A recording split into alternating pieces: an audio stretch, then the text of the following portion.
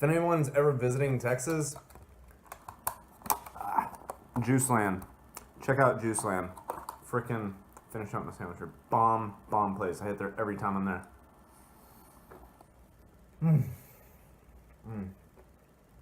Let's get started. Hey, I'm Nemo, and I want to tell you about my weekend. So it was Friday afternoon. I got a message from my agency telling me that I've got an audition scheduled tomorrow, Saturday, in Dallas for a Pier 1 commercial. And I need to confirm. So I go check through the character sheet. I'm like, I don't really think I'm a good fit for this character descript, what they're asking for. Why don't you go ahead and cancel me? So we canceled.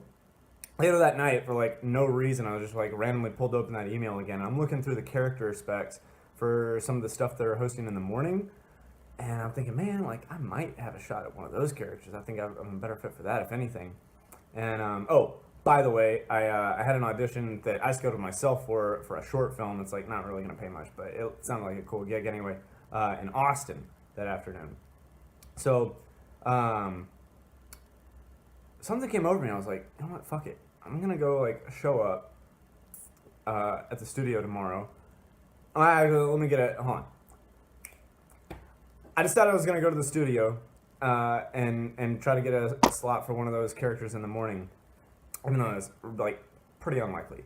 So I finished up my laundry. I went ahead and when I made the decision, I set an alarm on my phone to like be up at 7:30. I can leave by 8. I can get to the studio by 10, which would be like 45 minutes before they see the first person, so I could like go in and like talk to the casting director about it. And so I get to my house after I finished doing my laundry over at my parents, and so I live in a little economy flat here, and I left my phone over there. It's like 1 a.m. right now, so I can either use my laptop as an alarm clock, wake up, hope that wakes me up in the morning, and have to like add the whole extra step of going over to my parents' house and getting my phone before I go to Dallas, because fucking no one knows maps anymore. We got to use our navigations. So, and I'm gonna need it for a million other reasons. So, or what came over me was like, fuck it. I'm gonna go get the phone right now. I've got the nerve to stay up at 1:30 in the morning and make the drive right now. So I go get the phone. I go to Dallas at 1:30 in the morning, packed everything, get out. I get there at 3:30, sleep in my car in a parking lot like around the corner from the studio, wake up, go to a print press at like 9 to go get my headshots and resume printed out, because it was like the middle of the night when I made this decision. Show up at 10, walk in, and I tell the casting director, I walk up, tell him, hey, I was scheduled for an appointment later this afternoon. I didn't really think I was a good fit for that, and I went ahead to decided to stick with another audition I've got in Austin this afternoon. So I got to be out of here at noon anyway, but I wanted to go ahead and be here for the first couple hours, just in case, like someone doesn't show up, or, if you guys need like an extra body or something. Like, I'm not expecting that you're going to see me. I'm not trying to like assert anything to fuck up your schedule. I'm just letting you know I'm going to be over there in the corner. I'm doing some work of my own, and if you need me, I'll be there. And she's like, taking a look at me. She's like, no, like, don't worry about it. I don't think you're going to fit for any of those characters. You can go ahead and, get out of here. I'm like, hey, I understand. That's fine. And like, again, I'm not expecting that you're going to see me. I'm just letting you know I'm going to be over there. So, she kind of rolls her eyes, and I go take my seat and, pull out my laptop, doing my own work.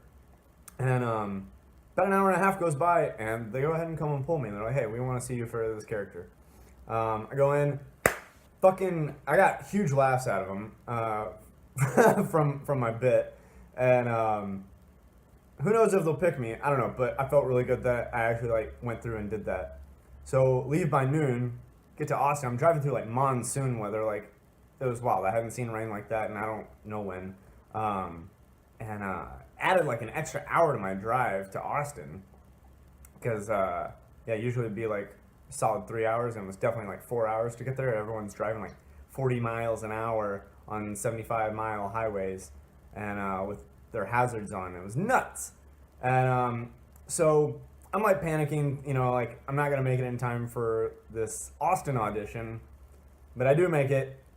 just in the within 10 minutes of like was gonna be late, and go in and fucking nailed that one as well. And I gotta wait a couple days before I hear back from either of them.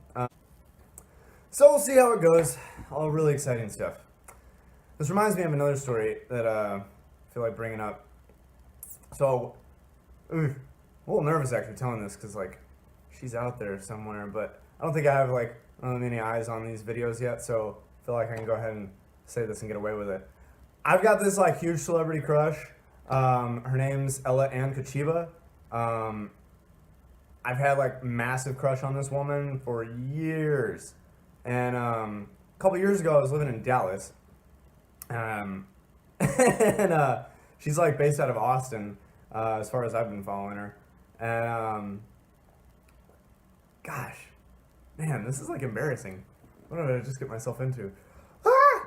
So I'm living in Dallas a couple years ago, and I've been like following her pages for years, writing on all of her stuff, and she puts out this ad that like she's gonna be involved in. Oh, she's an endurance athlete. For anyone that like doesn't know, I guess she's kind of like a lower tier celebrity. She's an endurance athlete. So anyone in the fitness scenes, you might know who I'm talking about. And so I see an ad that she's gonna be doing I think it was a death race. No, I forget which race she was doing. I should look that up. But she's going to be doing, involved in a race going on, one of these endurance races that was going to be like the Dallas whatever race. And so I put it in my planner. I was like, oh my God, I'm totally going to go like show up. I'm going to like bring a goodie basket because I'm like a huge fan.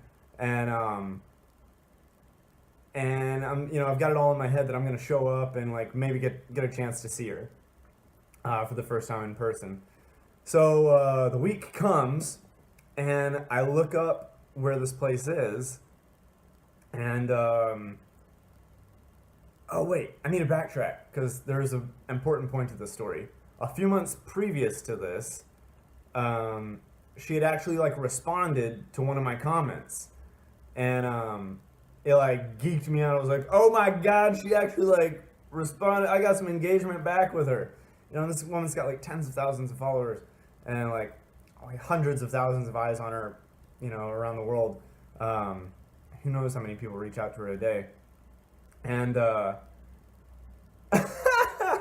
so I geeked out that she had responded to me, and I wrote back, and what the thing that she had responded to was like, I had just written some cute little bit like, I want to give you a big hug one day.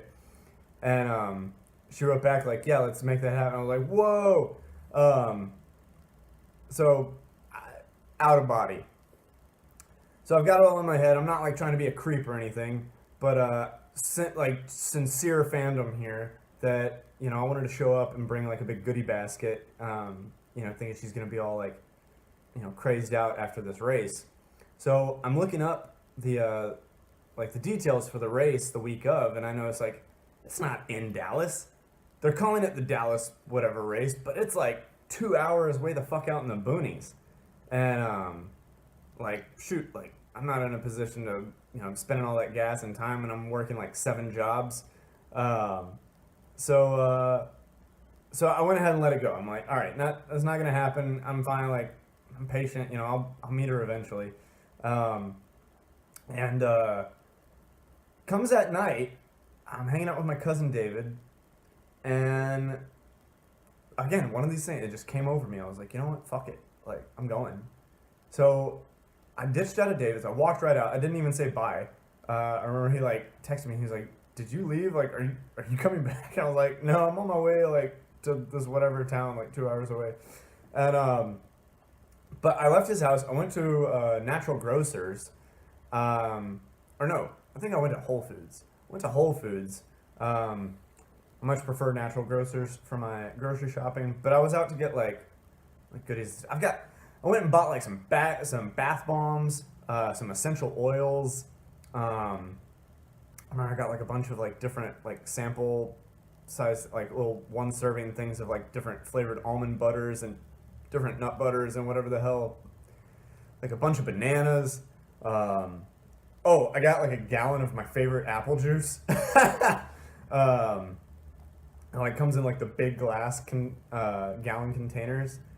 Man, I don't even remember. I bought like $120 worth of stuff, um, and all this was like for like recovery day afterwards, and God, man, I was so out of my mind, and and I put it all like I mentioned before. I've been in India. I spent a month in India doing my yoga teacher training, and I had this like material bag that I got from there. It was like I cherish this thing. I took it everywhere, and I like always did my shopping with it, and so I put all this stuff into that bag, and fucking took off. I go to this town. I'm driving 2 hours. Like wasn't even thinking. I was just a big fat cheese smile on my face the whole time, and eventually get there.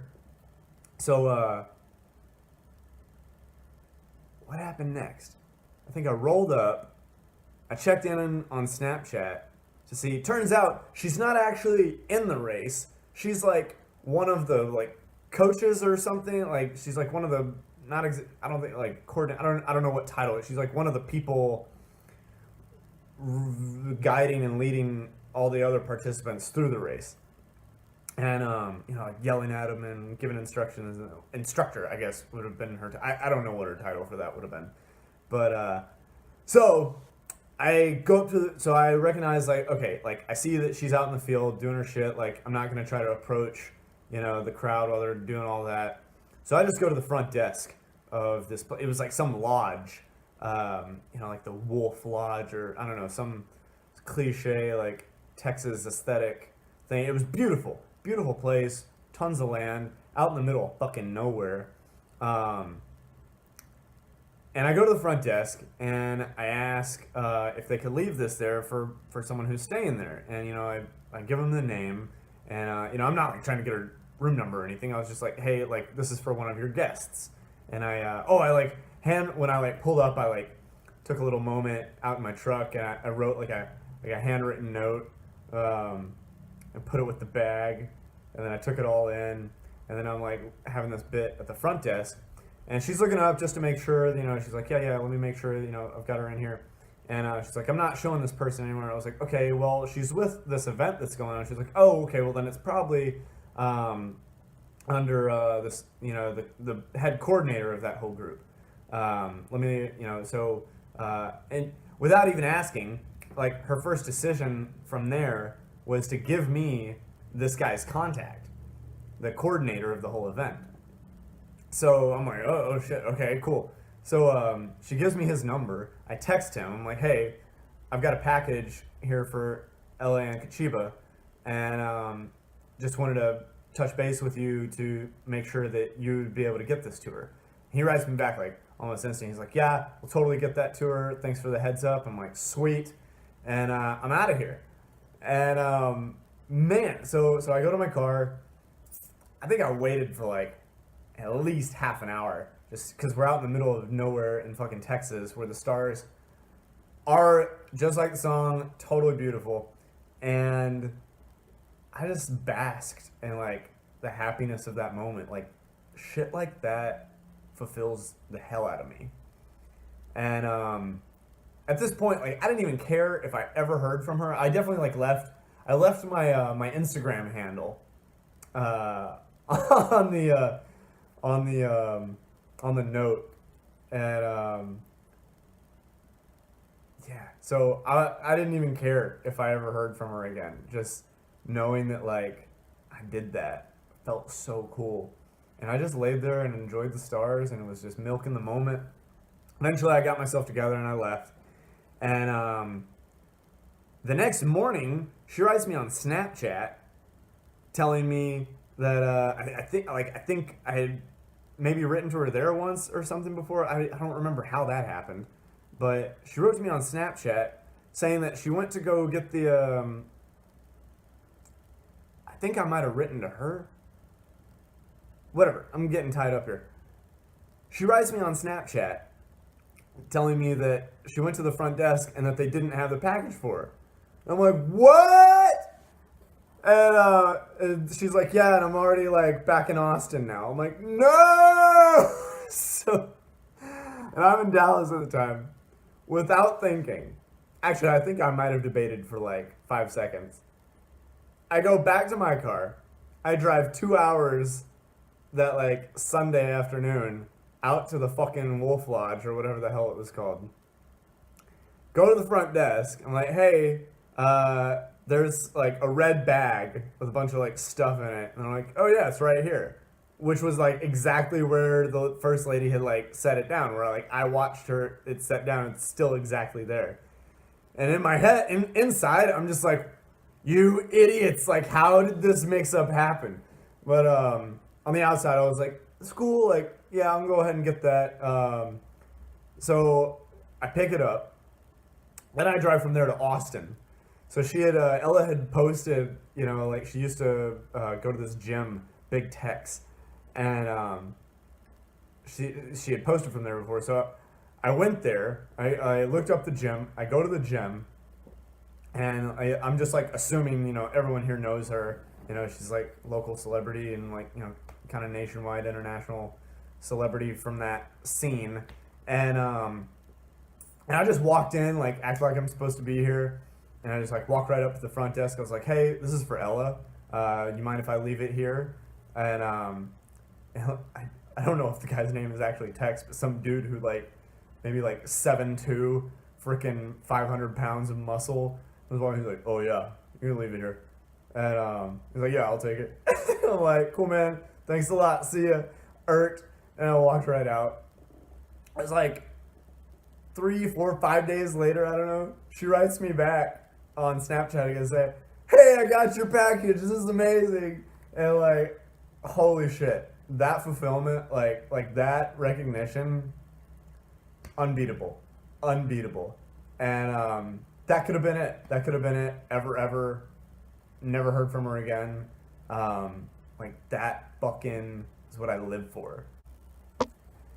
Fast forward like a year later, and I see like, she posts out that she's gonna be like endorsing some gym opening in Denton, Texas, which is where I used to go to college. So I'm from Tyler. I'm living in Tyler at the time. That first story, I lived in Dallas. Then I lived in Austin. Never met her when I lived in. I never even reached out to her while I lived in Austin. But then I moved back to Tyler. And I see she's going to be endorsing this gym opening in Denton.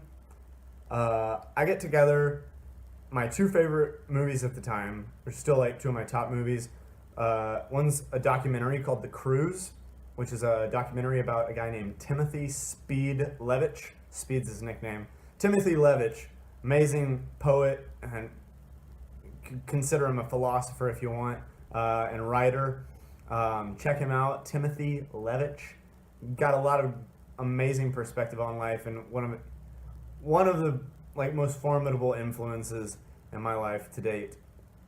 So The Cruise, and then another film called Waking Life, and I'm not gonna get into that one; it's too long.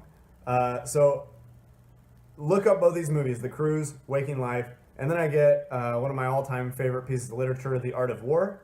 And then another book that's more contemporary, which I had read recently and have a lot of appreciation for, called The War of Art. So check out both those books too if you haven't ever heard of them. I get all 4 of these items, wrap it up nice, and I fucking head out to Denton. So I show up like right at the tail end of when this the gym opening was like closing. I walk in and like my heart like skipped a beat when I saw her. Woo! Woo! Yeah, that was intense for me. Came around the corner. I think I even like wore some like glasses that day just because like how nervous I was. Like it was just like something for me to hide behind. Oh God. And she was like talking. I think she had a boyfriend at the time. Seriously, like I want to know, like, for the record, my crush on her and my appreciation for her, like, as a person and, like, the inspiration and, like, influence she's been in my life, those things are completely separate. So, like, the nervousness part was like probably like the crush part, and then like all the rest, the gifts, the like driving hours to like be there. That's like you're a huge influence in my life, and like god damn, I appreciate you. Thank you. Um, so yeah, come around the corner. She's like busy talking to other people there, and so I just like kind of paced around, and her dogs like came right at me. She's got these two dogs, and they freaking came right at me. And I just like, I just ate that up. Oh my god, I dropped to the floor. And it was just like rolling around with these pups, and you know, I was just patient. You know, I'm in no rush. I'm here. She's there. Like, I've made it. She like that could have been all there was, and like so long as I can like get these gifts across. So I think she like had a little idea of who I am now because you know we had talked before, and the first gift from like a year ago or maybe 2 years. Yeah, it was like a year between these instances, and so eventually she wraps up, and you know she comes to see me. Like she recognized me right away, and we had an amazing hug.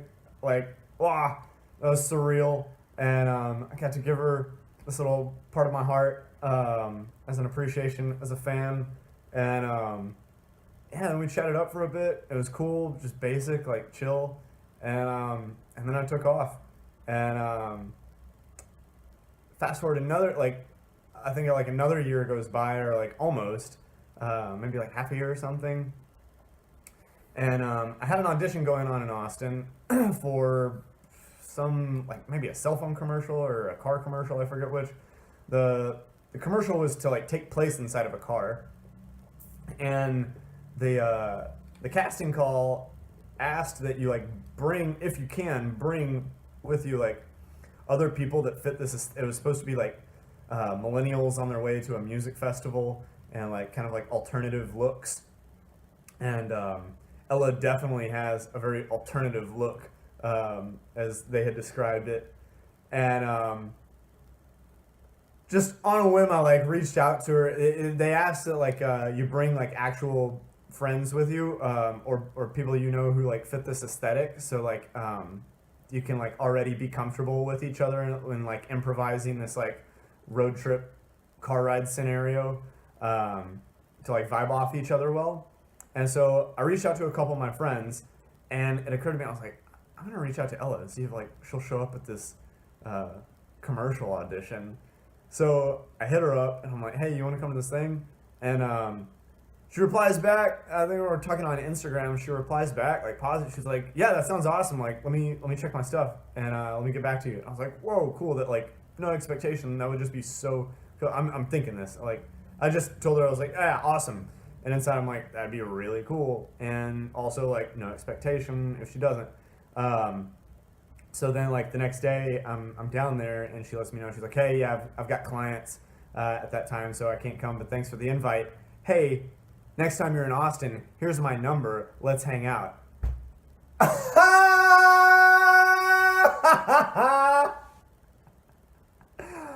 Woo! All this to testify, like, pursue things you're passionate about. Pursue and invest time in people you're passionate about, people you believe in, people that you value. People that you want to be around that lift you up and that help like facilitate you being the you that you want to be, because that's what she is to me. Like, I don't care what our relationship ever becomes. Like, we're only like barely more than acquainted. I would love to be like real life like friends with Ella one day, and you know that may or may not happen. You know, there's a lot of, you know, I can only do my end of things, but there's an endless ocean of factors that can come into that you know would prevent things from ever happening with you, with me, with any of us. But dude, like, keep your focus and really like hone your attention into things that like fuel you, and like really cool, interesting stuff will happen. I hope this story has inspired at least one person out there, and because if you're out there questioning whether like something's worth your time, just audit yourself. Say like, does this thing like really fuel me? Because if it does, it's worth your time. And just from what I want you to get from this testimony here is that the outcome, regardless of it, the outcome doesn't matter. You pursuing those things that fuel you, that's where you're going to get your fulfillment. So I'm Nemo. It was really fun to share these little bits with you.